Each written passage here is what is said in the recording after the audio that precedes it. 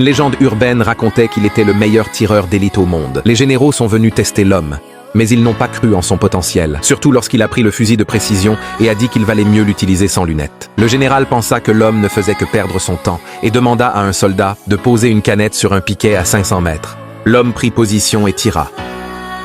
Étonnamment, la balle tirée n'a même pas effleuré la canette.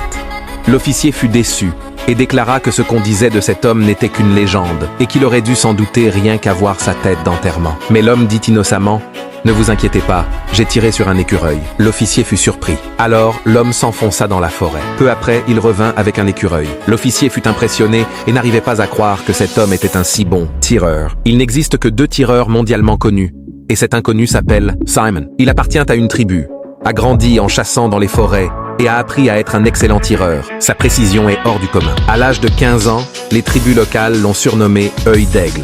Pendant la guerre, il a éliminé 357 ennemis en n'utilisant qu'une seule balle pour chacun. Après le test de tir, l'officier l'a nommé officier de l'armée.